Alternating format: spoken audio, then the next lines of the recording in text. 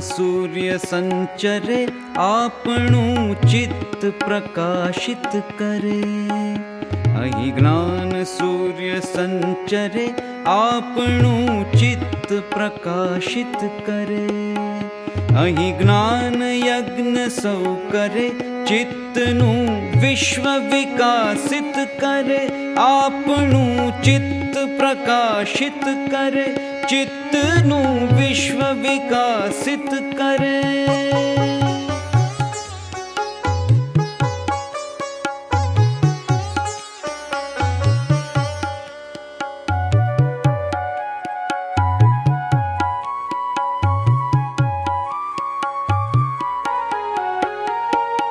શબ્દ પ્રકાશે, અર્થ ઉજાશે. શબ્દ પ્રકાશે, અર્થ ઉજાશે, તર્ક મર્મના સહજ વિકાસે.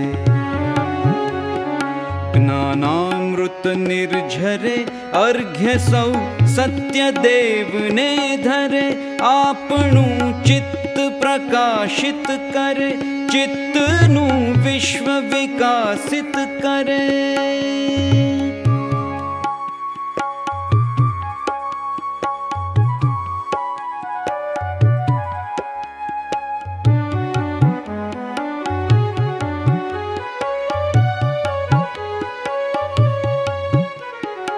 ધન્ય ગુર્જરીની શુભ દ્રષ્ટિ, વિશ્વકોશની એવી સૃષ્ટિ. ધન્ય ગુર્જરીની શુભ દ્રષ્ટિ, વિશ્વકોશની એવી સૃષ્ટિ. તમસ તાપ સંહરે, અંતરે સુખ સમજણનું ઠરે. અંતરે સુખ સમજણનું ઠરે. અહીં જ્ઞાન સૂર્ય સંચરે, અહીં જ્ઞાન યજ્ઞ સૌ કરે.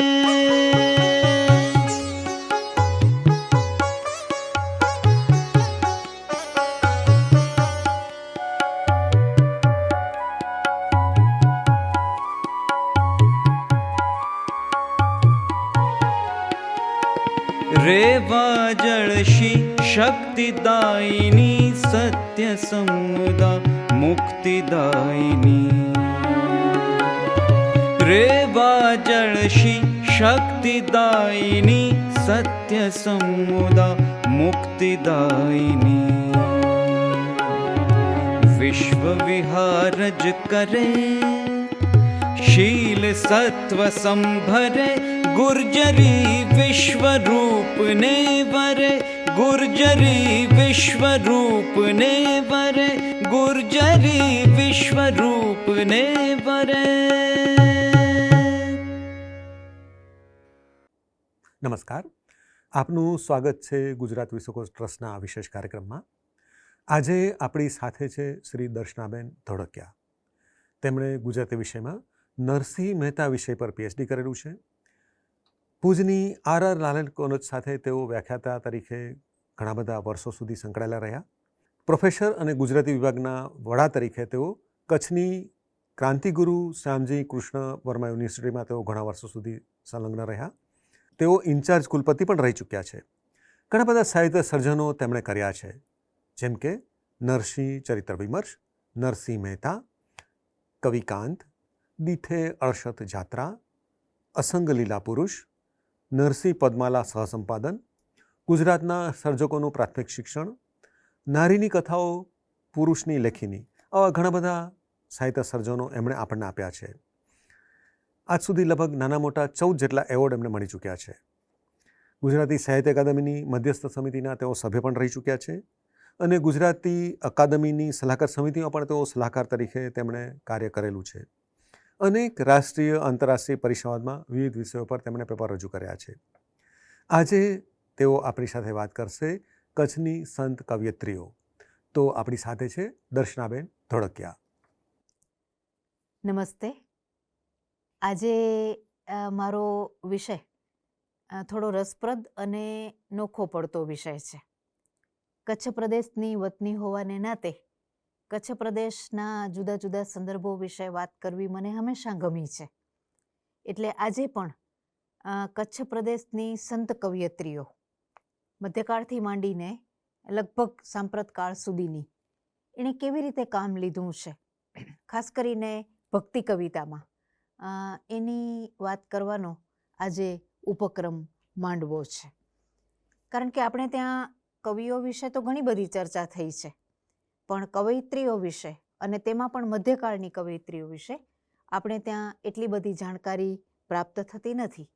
એટલે આ વિષય જરા નોખો પડે એવો છે, નોખી મુદ્રા ધરાવે એવો છે. આપણે જાણીએ છીએ કે મધ્યકાલીન ભારતમાં ઈસવીસન 1088થી 1852 સુધીના 750 વર્ષના ગાળામાં આપણે ત્યાં પરદેશી શાસન રહ્યું અને એને પરિણામે આપણી પ્રજાએ અનેક સાંસ્કૃતિક ચડાવ ઉતાર જોયા, જેને પરિણામે આ સમયગાળાની પ્રજા એની ચેતના નિષ્પ્રાણ બની. મુનશીએ તો એ સમયના સર્જકોને પ્રેમાનંદ અને સામળ જેવા પૂજ્ય અપવાદોને બાદ કરતા મૃત્યુના પૈગંબર પણ ગણાવ્યા. પણ આનંદશંકર ધ્રુવે એ અંગે રદિયો આપતા કહ્યું કે એ સમયના પ્રજાજીવનમાંથી ચેતન જ જતું રહ્યું હતું. એની એક જ નાડી જીવતી રહી હતી અને એ નાડી એ ધર્મની. એટલે આપણા જે સર્જકો હતા, કવિઓ હતા, સંતો હતા, એમણે એ નાડીને પકડીને પ્રજાને જગાડવાનું, પ્રજાની ચેતનાને ધબકતી રાખવાનું મહત્વનું કાર્ય કર્યું. મધ્યકાળના સંતોમાં રહેલો અધ્યાત્મ વિચાર જુદા જુદા પ્રવાહોમાં વહેતો રહ્યો. તેમાં પણ લગભગ 16મી સદી સુધીના 450 વર્ષ દરમિયાન ભારત અને સમગ્ર ગુજરાતમાં પ્રેમલક્ષણા ભક્તિનો પ્રવાહ એક ધારો વહેતો રહ્યો. આ સંત કવિઓ માટે ઈશ્વર એક મિત્ર હતો અને આ વિચારે આ સંતોની ભક્તિને મૌલિક બનાવી, આધુનિક બનાવી, સરળ બનાવી. આથી જ નરસિંહ, મીરા અને ભાલણ જેવા કવિઓએ ગાયેલ ભક્તિ સમાજના નાનામાં નાના માણસ સુધી પહોંચી શકી. દેશભરના 12મીથી 16મી સદીના સંતોમાંના કેટલાક સંતોએ પોતાના સૌમ્ય અભિનિવેશથી એક પ્રકારની લોકક્રાંતિ પણ સર્જી અને તેથી સમાજ સુધારણા કરવામાં તેઓ આડકતરી રીતે યશભાગી પણ બન્યા.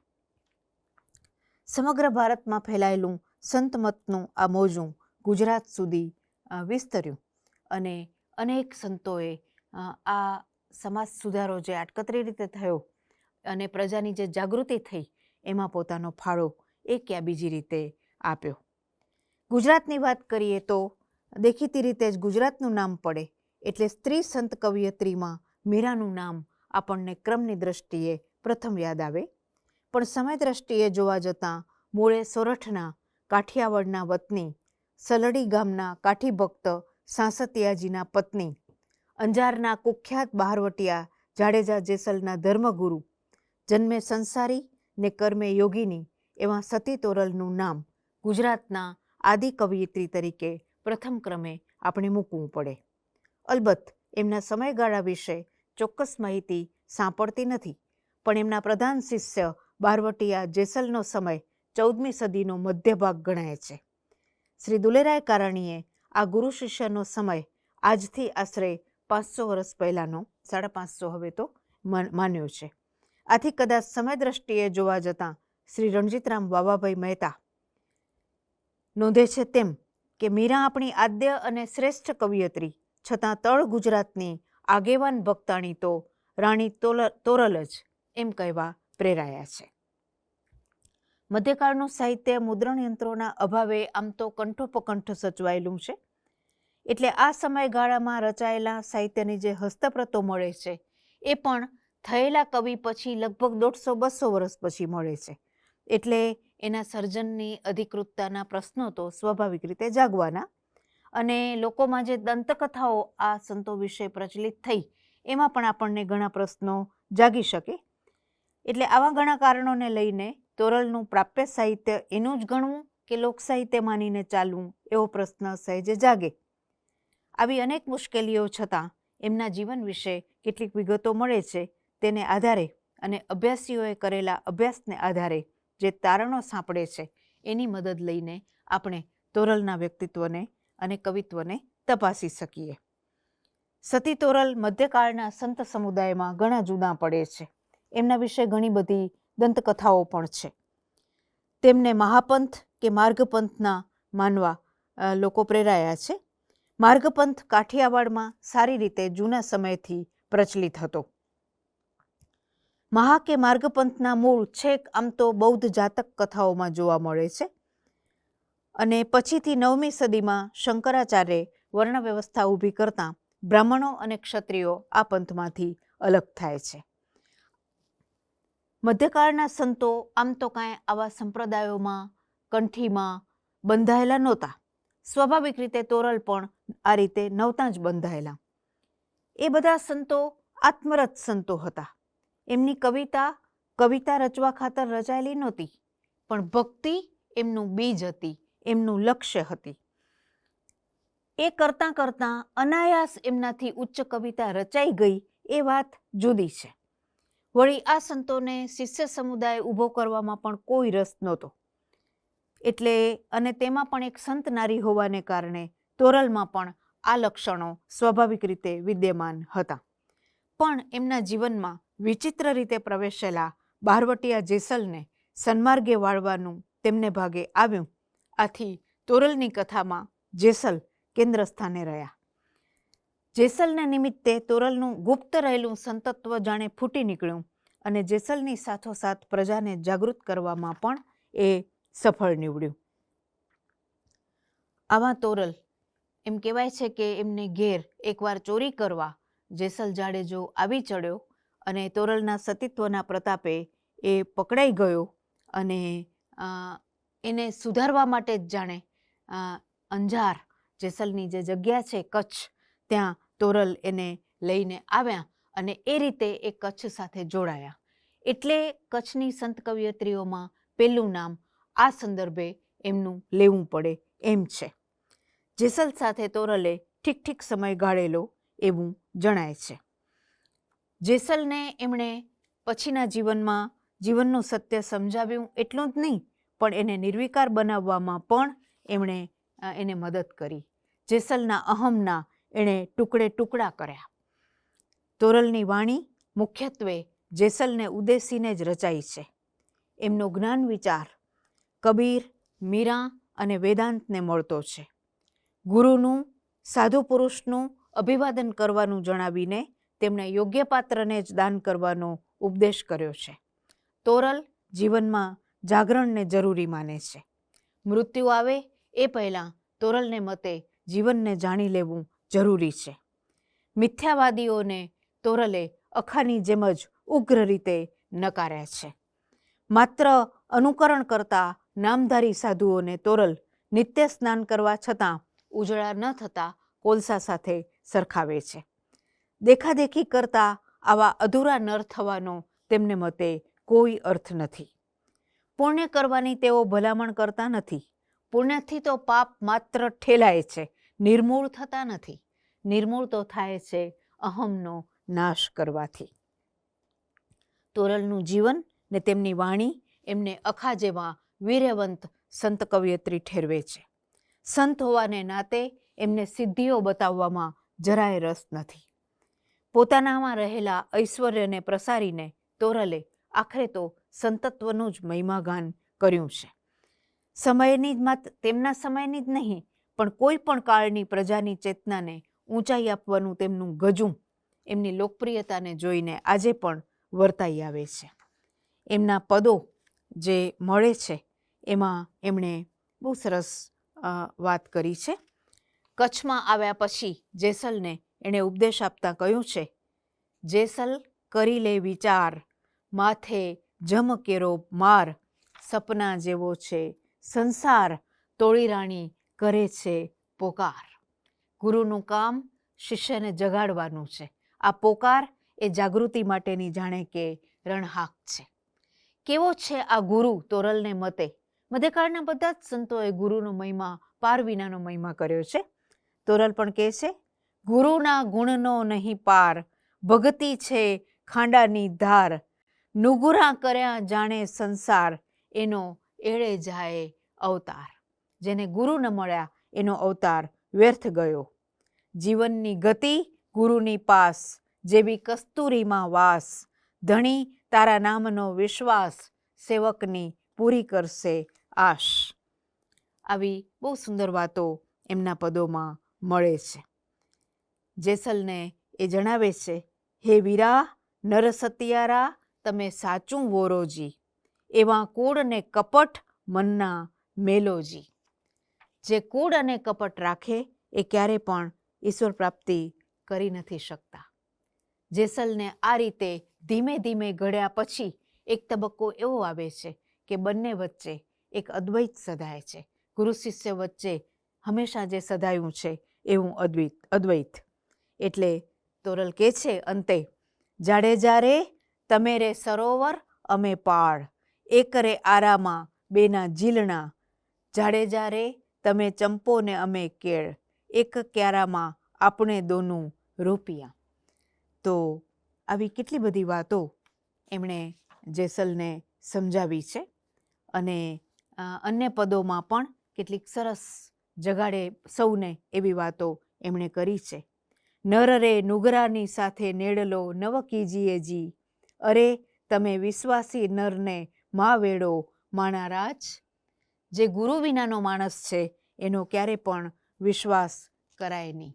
જેણે ગુરુ કર્યા છે, ગુરુના ચરણ સેવ્યા છે, એવા જ માણસનો વિશ્વાસ કરાય. આવી વાત મીરાથી પણ પહેલાં તોરલે કરીને, ભલે એ કાઠિયાવાડના રહ્યા પણ કચ્છ પ્રદેશમાં વસીને સ્વસીને અને કચ્છમાં જ વિલય પામીને તોરલે કચ્છ પ્રદેશને ધન્ય કરીને કચ્છના કવિયત્રી તરીકે માનભર્યું સ્થાન મેળવ્યું.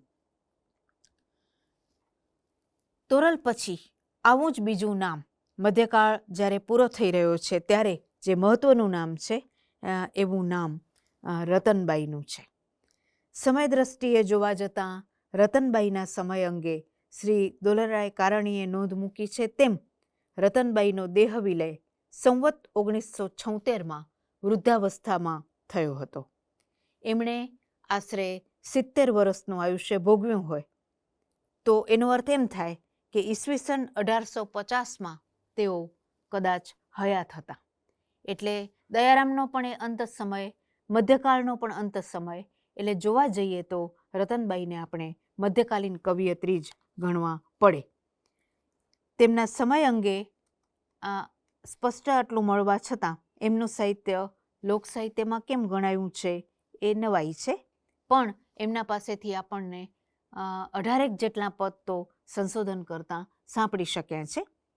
મૂળે તેઓ કચ્છ અબડાસાના ભડલી ગામના રહેવાસી. જ્ઞાતિએ ખોજા હોવા છતાં કૃષ્ણપ્રીતિના રંગે તેઓ રંગાયા. એ પણ તેમના જીવનની એક વિલક્ષણ કહેવાય એવી ઘટના છે.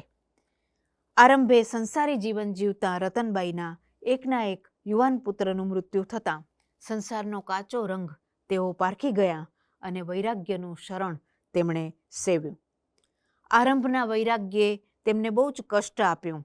તેમની તાવણી કરી અને આ તાવણીને પરિણામે તેમણે ગુરુની શોધ આદરી. જીસસે કહ્યું છે કે ખટખટાવો તો ખુલશે. એ ન્યાયે રતનબાઈને ભાકરશાહ પીર જેવા સમર્થ ગુરુની પ્રાપ્તિ થઈ. મૂળ નખત્રાણાના તાબામાં આવેલા નાડાપા ગામના વતની એવા ભાકરશાહ સૈયદ પીર હતા. એટલે રતનબાઈના ભક્તિ વિચારમાં આ ગુરુ દ્વારા સૂફી સંસ્કાર પણ રેડાયા. ને ભાકરશાહનો ટેકો મળતા રતનબાઈનો ઉગણું થતો માયલો ખુલી ગયો અને ઈશ્વર પ્રાપ્તિની વેદનાથી તેઓ ઘેરાઈ ગયા. સ્વામી વિવેકાનંદ, જેને આધ્યાત્મિક બેચેની તરીકે ઓળખાવે છે, એવી ઝંખનાએ રતનબાઈને વ્યાકુળ કરી દીધા. આરંભમાં એમની આ વ્યાકુળતા ધ્યાન ખેંચે છે. કચ્છીમાં એમનું પદ આમ છે, ડુંગર ડીના મુજે ડેજ મેં માં સગર ડીના બ્યા સઈ. એટલે કે દહેજમાં મને ડુંગરનું ચડાણ મળ્યું, દિલમાં ધૂણી જલી. ગુરુ જે પહેલાં કરે છે તે આ એક આધ્યાત્મિક બેચેની શિષ્યમાં એ જગવે છે. એટલે રતનબાઈ કહે છે, મન મેં બચતો બરે સામીડા મુજે મન મેં બચતો બરે. મીરાને જે વેદના થઈ છે, જેને એણે લૂ વાય છે માસ જેઠની રે કહીને ઓળખાવી છે, એ જ ફરિયાદ રતનબાઈએ પણ આરંભે કરી છે. કે સુણાઈયા ચઈ આયલમાં હી પર મૂસે થઈ. હું કોને કહું, મારા પર જે ગુજર્યું એ હું કોને કહું? એ સમજે પણ કોણ? સમજે માત્ર સાચો ગુરુ, બાકી કોઈનું આ ગજું નહીં. રતનબાઈ અને મીરા બહુ જ મળતો આવતો ચહેરો છે આ બંનેનો. બંને સતત દવમાં જલતા રહ્યા છે અને જમના તેડા માટે આ બંને કવિયત્રીઓ આણું શબ્દ વાપરે છે. રતનબાઈ પણ કહે છે, આણા અચિંધા ઓચિંધા આવું પણ વેધી ઉતે ત્યાં લડે. ગમે ત્યારે યમનું તેડું આવશે તે પહેલાં જાગી જવાનું છે, ઈશ્વર પ્રાપ્તિ કરી લેવાની છે. પણ ઈશ્વર પ્રાપ્તિ કરતાં કરતાં જે સોપાન રતનબાઈ ચડ્યા છે એ સોપાનની જે વેદના છે એનું ચિત્રાત્મક દ્રશ્ય આ પંક્તિમાં કેવું તો કવિયત્રી કંડારે છે. કાગ ઉડાઈયા વાટું ન્યારિયા અચો આઈ મુજા પીરી. હું જાણે કે ભર બપોરે કે મધરાતે એકલી બેઠી છું, બપોરના સમયમાં કાગડો ઉડાડું છું અને દૂર દૂર નજર નાખું છું કે ક્યાંય પ્રિયતમ દેખાય છે. બંનેનું આંતર એકાંત બંને સેવ્યું છે, બંને આ એકાંતમાં જુર્યા છે, પણ આ જુરાપાની ફલશ્રુતિ છે પરમ પ્રિયની પ્રાપ્તિ. આથી જુરાપાનું મૂલ્ય ચૂકવવાની મીરાની જેમ રતનબાઈની પણ તૈયારી છે. એ કહે છે, જાનીડા યારની યાદમાં ભેખ લઈ લેવા રતનબાઈ તૈયાર છે.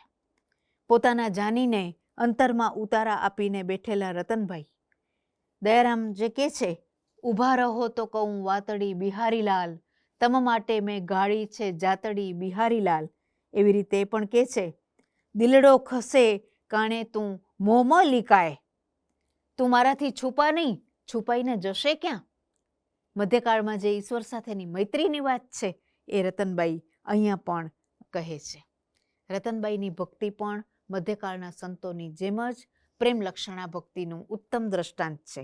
એટલે તો એ પોતાના પ્રિયતમને જાનીડા યાર એવું સંબોધન કરે છે, જેમાં શૃંગારનું ઇંગિત પણ સચવાયું છે, સૂફી ગુરુની અસર પણ સચવાઈ છે.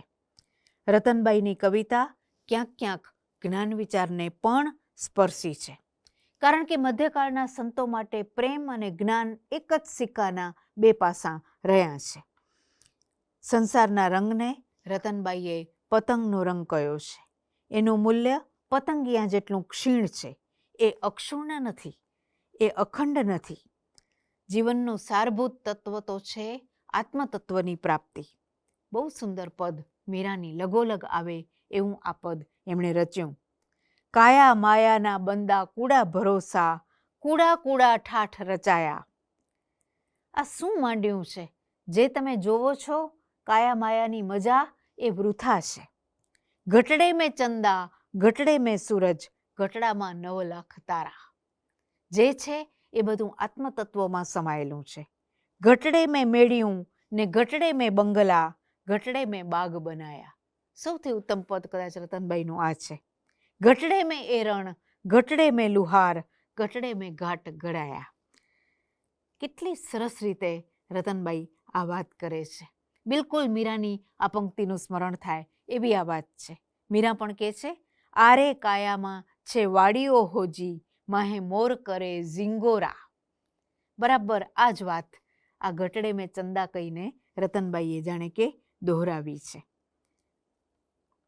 રતનબાઈને મતે વૈરાગ્યની વાત જ જુદી છે. જેણે વૈરાગ્યને ધારણ કર્યો એણે આ જીવનરૂપી અવસરને પારખી લીધો. આ અવસરને વિરહમાં જલતા જલતા પણ રતનબાઈએ માણ્યો છે. પરિણામે સંસાર અને સાધુત્વ એ બેમાંથી એમની પસંદગી સાધુત્વ પર ઉતરી છે. નિરક્ષીરના આ વિવેકે તેમને પણ પરમહંસની શ્રેણીમાં સ્થાન આપ્યું છે. રતનબાઈના બીજા પણ ઘણા બધા પદો મળે છે, પણ એમાં અહીંયા જે દ્રષ્ટાંતો આપ્યા એ પદો સૌથી વધારે સરસ છે. એક બીજી પંક્તિ પણ યાદ આવે છે, મન તું વેને મરી, મુસાફર મનડા વેને મરી. ઘણા બધા મધ્યકાલીન સંતોએ મનને મારવાની વાત કરી છે. મનને મારવું એટલે એ જે અહમ છે એનાથી શૂન્ય થઈને ઈશ્વર પ્રાપ્તિમાં લીન થઈ જવું, ઈશ્વર સાથે લીન થઈ જવું એ એમની બધાની ઝંખના છે. તો 18 પદમાં રતનબાઈએ આવી કેટલીય સુંદર વાતો કરીને સંસારને જગાડવાનું બહુ મોટું કામ કર્યું છે. તોરલ રતનબાઈ પછી હજી તો સ્પર્શી શકાય, નજર પહોંચી શકે એટલા સમયગાળા પહેલાં, એટલે કે સંવત 2002માં આપણી વચ્ચેથી વિદાય લેનાર જેઠીબાનો જન્મ વિક્રમ સંવત 1987માં કચ્છના ભોજાઈ ગામમાં થયો. ગામના જાગીરદાર જાડેજા કલાજી કરણજીને ઘેર. જાડેજા કોમમાં જન્મ, માતા પિતા ચુસ્ત વૈષ્ણવ અને એમના કુળદેવી આશાપુરા. જેઠીબાનો સમય આજથી લગભગ 150-200 વર્ષ પહેલાંનો. ગુજરાતનો મધ્યકાળ હજી ત્યારે જ પૂરો થયેલો. નરસિંહ આદિએ જે જ્યોત પ્રગટાવી હતી એ હજી ઝળહળતી હતી. એ સમયમાં પુરુષો જ કેળવણી લેતા, તે પણ જરૂર પૂરતી. ત્યારે જેઠીબાને વિદ્યા પ્રાપ્તિનો ચસ્કો લાગે એ પણ એક બહુ નવાઈની વાત હતી. અને એના કરતાં પણ નવાઈની વાત એ હતી કે એ જમાનાના યદુવંશી કુળના એમના પિતા કલાજીએ પુત્રીને ભણવાની સંમતિ આપી. અને ત્યારે તો ધૂળી શાળાનો જમાનો. જેઠીબાના એક વૃદ્ધ કાકીએ તેમને ભણાવવાનું બીડું ઝડપ્યું અને તેમને ભણાવ્યા. એ વળી ત્રીજી વિસ્મયજનક ઘટના હતી. અને ભત્રીજી એટલું સરસ ભણી કે કાકી ખુશ થઈ ગયા. જોતજોતામાં જેઠીબાએ સંસ્કૃત ભાષા પર પ્રભુત્વ મેળવ્યું. ગીતા, પંચીકરણ અને રામાયણનું ગહન અધ્યયન કર્યું. શાસ્ત્રોના અનુભવ અભ્યાસથી ને એના કરતાં પણ સ્વાનુભૂતિના બળથી જે સત્ય પ્રાપ્ત થાય એ જેઠીબાને પણ પ્રાપ્ત થયું. અને એમને જે દર્શન લાદ્યું એ દર્શન એ હતું કે માનવીનો ગુરુ એનો આત્મા જ છે. ઘણા બધા વિચિત્ર સંજોગો આવ્યા. એમને લગ્ન કરવાની સમાજે હઠ પકડી. એમના પિતા પણ લડ્યા, જેઠીબા પણ લડ્યા. અને બાનું જીવન પછીથી સતત પ્રભુમય બનતું ચાલ્યું. પોતાના અધ્યાત્મ વિચારને ઘાટ આપવા એમણે ગુરુમંત્ર લેવાનું નક્કી કર્યું. અને એ ગાળામાં વાંઢાઈના મહાનુભાવ મહાત્મા ઈશ્વરદાસ, જેઓ હમલાના દેવાસાહેબના પંથના શિષ્ય હતા, તે ભોજાઈ આવેલા. અને જેઠીબાએ એમને પોતાના ગુરુ થવા વિનંતી કરી. ઈશ્વરદાસે તો એમ કહ્યું કે એને ગુરુની જરૂર જ નહોતી, એ એટલી બધી નીવડેલી શિષ્યા હતી. પણ જેઠીબાના આગ્રહથી તેમણે બાને શિષ્યા તરીકે સપ્રેમ સ્વીકાર્યા. અને દેવાસાહેબ, વિહારી સાહેબ, ક્ષેમસાગરજી, ઈશ્વરરામજી એની પંગતમાં જેઠીબાને સ્થાન મળ્યું. એ જમાનામાં એક સ્ત્રી અપરિણિત રહે, ગુરુનો પંથ સ્વીકારે એ ઘટના જ વિરલ ગણાય તેવી હતી. જેઠીબાએ ક્યારે પણ ગામ છોડ્યું નહીં અને ગામમાં જ રહીને એકાંત સાધના કરી. એમના પદો આ વાતની સાક્ષી પૂરે છે કે તેમણે આત્મરથ એવા એક જ્ઞાની તરીકે પોતાની જાતને પ્રમાણિત કરી. મુજ મેં મેરા નાથ બિરાજે, નિરખ્યા નેણ ભરી. આ બધાએ અંદરના આંતર એકાંતમાં ઈશ્વરના દર્શન કર્યા છે. કેવી કેવી રીતે એમના પદો ઓછા મળે છે, પણ એમાં આવી ગહન વાતો એમણે વણી છે. વિઠ્ઠલ વરને વરી માડી, હું તો વિઠ્ઠલ વરને વરી. આંતર એકાંતમાં અદ્વૈતને પ્રાપ્ત કરનારી આ સ્ત્રી ક્યાંક આવો ભક્તિ વિચાર પણ ગાય છે કે મારો પતિ ઈશ્વર છે, વિઠ્ઠલ છે. આરે મારગડે આવતાને જાતા મને હીરાની ખાણ જડી.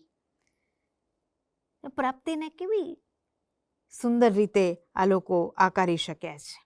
અને ગુરુ મહિમા તો આ બધાએ કર્યો જ છે.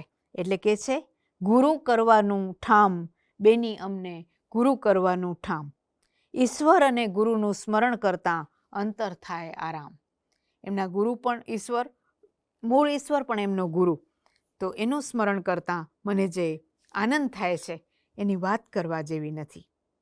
ઈશ્વર મારે હૃદય વસ્યા, મુખે હસ્યા, વ્રજરાજ રસિયા.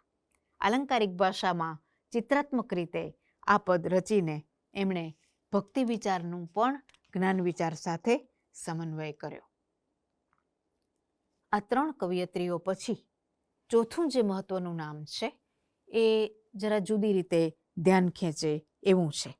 એ નામ છે યોગિની આનંદ લહેરી, જે માજીબા તરીકે ઓળખાય છે.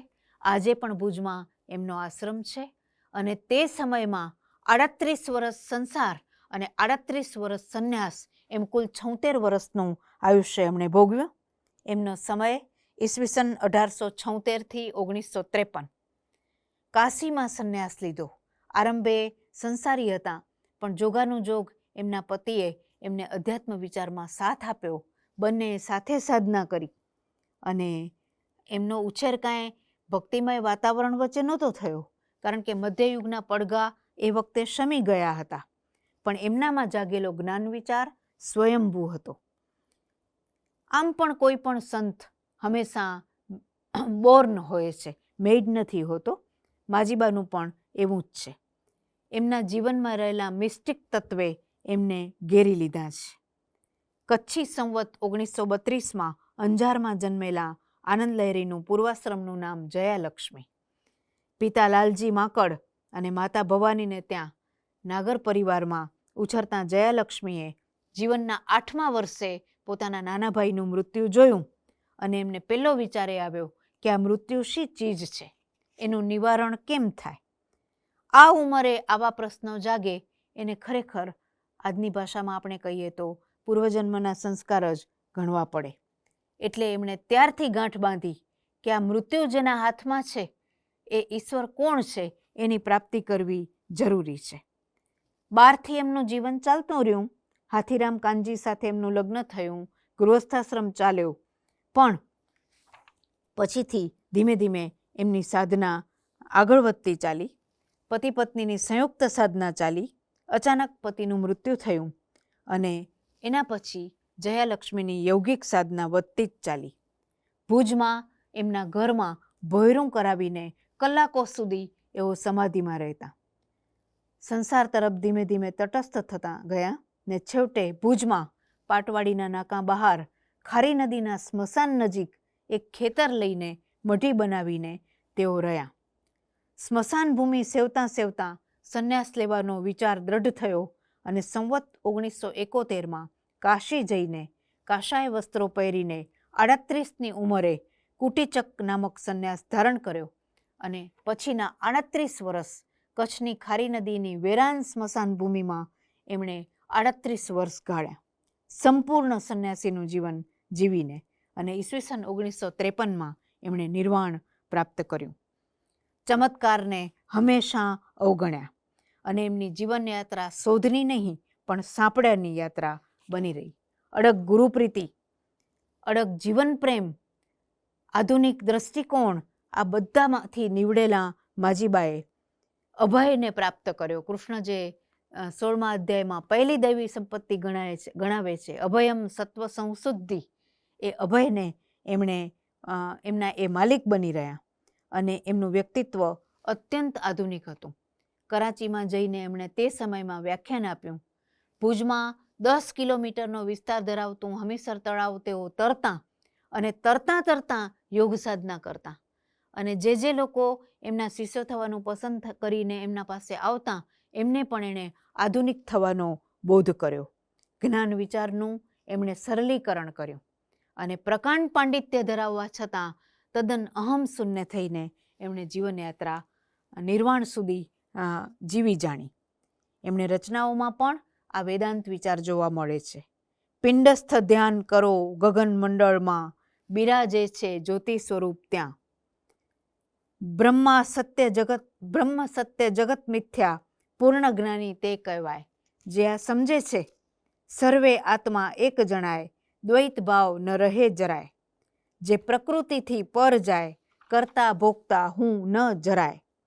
આવી ઘણી બધી વાતો એમણે વેદાંત વિચાર વ્યક્ત કરીને પોતાના પદોમાં કરી છે. માજીબા પછી જે સંત કવિ કવિયત્રી આપણને પ્રાપ્ત થાય છે કચ્છમાં, એનું નામ છે પ્રેમાબાઈ. એનો જન્મ આફ્રિકામાં. ક્યારે કેમ એ પણ ચોક્કસ એટલા માટે નહીં કે 101 વર્ષ પહેલાં, એટલે હવે 150-200 વર્ષ પહેલાં વેપારાર્થે આફ્રિકા ખેડવા ગયેલા એક ભાટિયા વેપારીને ઘેર એક હબસી કુટુંબ કામ કરતું. જેની 8 વર્ષની કન્યા શેઠ સાથે અને શેઠના બાળકો સાથે હળી મળી ગઈ.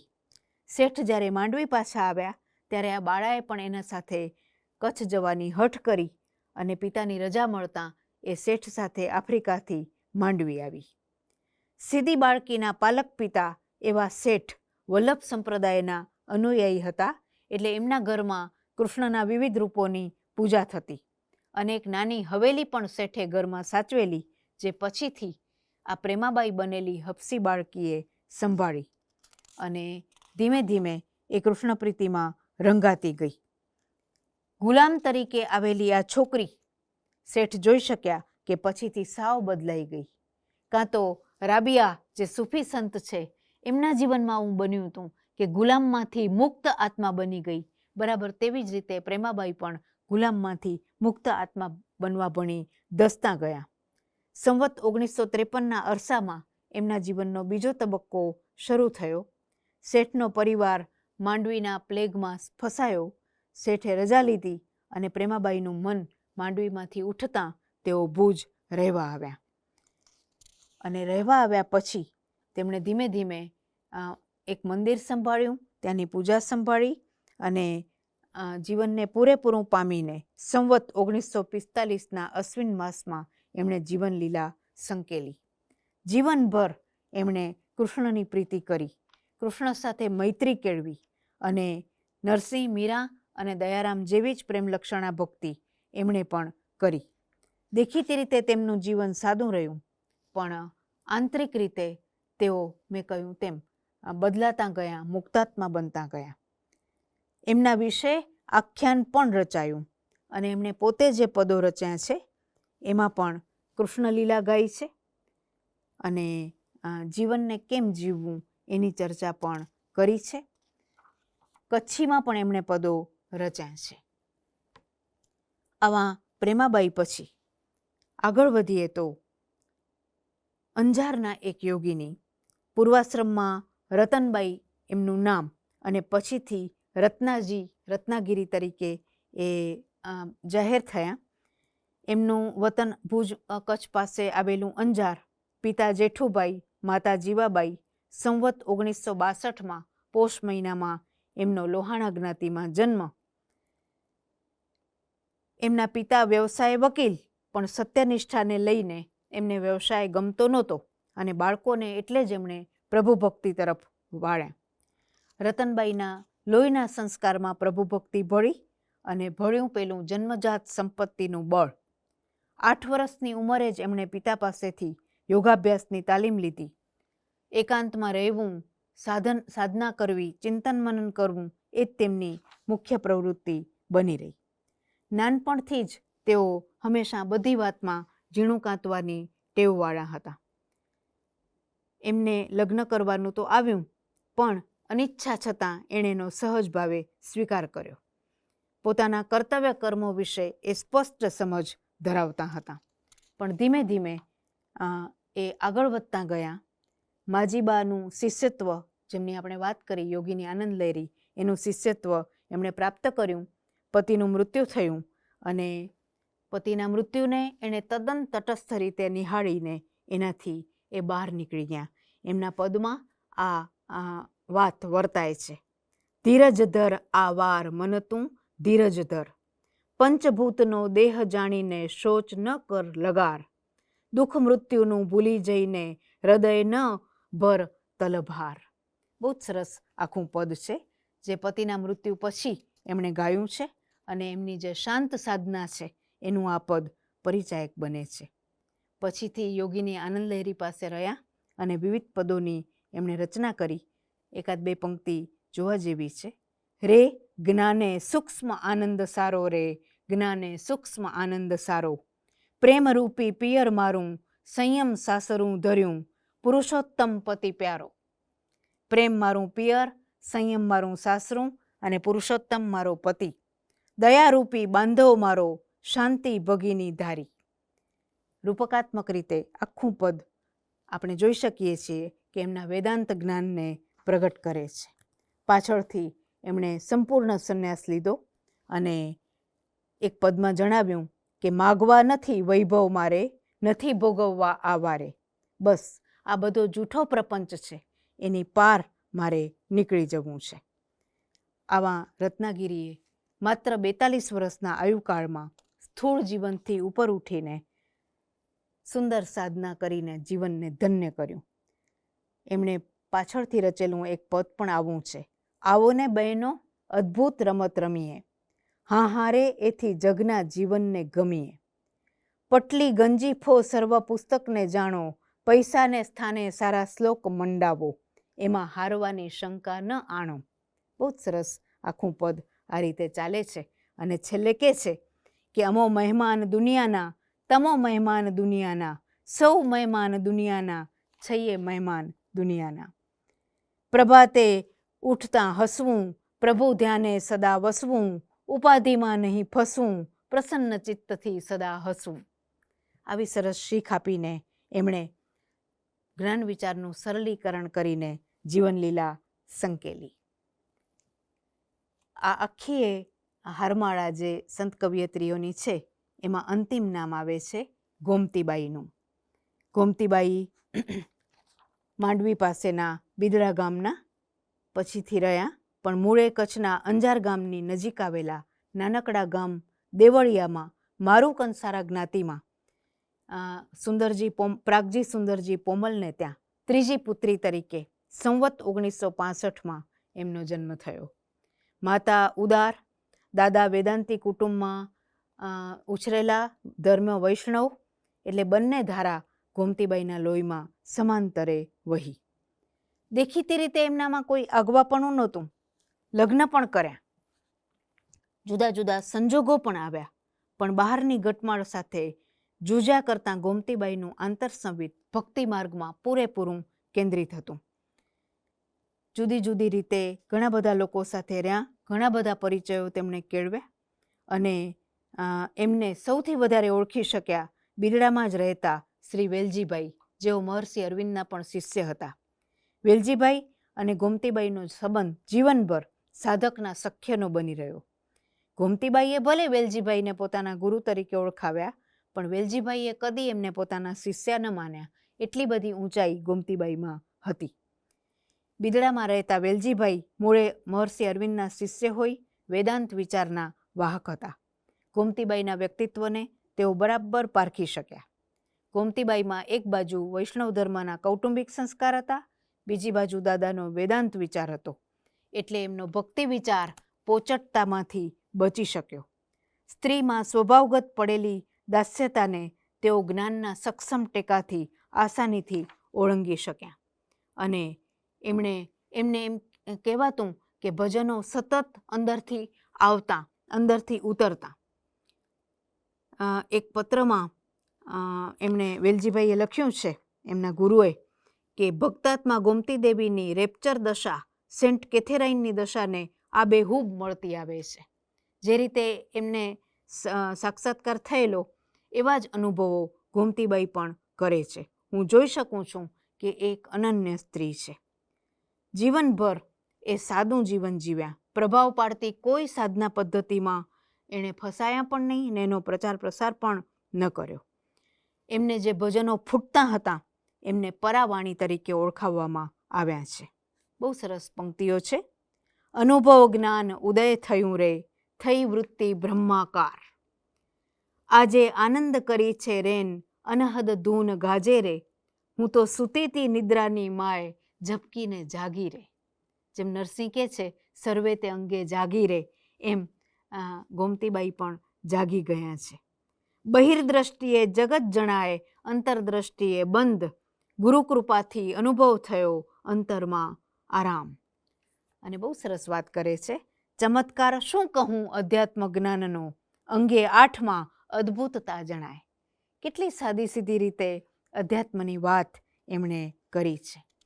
અને આશ્ચર્યની વાત એ છે કે એ જમાનામાં એમણે ડાયરી લેખન પણ કર્યું. 11/3/81ની ડાયરીના પાનામાં એ નોંધે છે કે અંદર જવાની જિજ્ઞાસા કર, તારા સિવાય બીજા કોઈને શોધીશ તો વિક્ષેપ થશે. જે પોતાના આત્માને પ્રેમ કરે છે, જે પોતાના ભાવમાં મસ્ત રહે છે, એ જ વ્યક્તિ સાચી વ્યક્તિ છે. જો તું પોતાને ઓળખીશ નહીં તો ઈશ્વરને પણ નહીં ઓળખ, કારણ કે આત્માથી અલગ બીજું કોઈ નથી. 21 વર્ષના દીર્ઘ જીવનને જીવ્યા પછી કેટલાક સરસ પદો એમણે આપ્યા. ચેત બંધુ, ચેતવાનો આ અવસર છે ખરે, જો નહીં ચેતો સવેળા તો અંતે પસ્તાવવું પડે. ઈશ્વરને પ્રેમ કરવો એ જ માનવ જીવનનું અંતિમ તત્વ છે, અંતિમ સત્ય છે. અને એણે તો એક પ્રાપ્તિ પણ કરી એવું એક પદ પણ મળે છે. ઘનશ્યામ આવ્યા મારા ખડકીએ, મારી ખડકીએ, ને મારા આંગણામાં થયો અવાજ રે, મોહન મળવાને રે આવ્યા.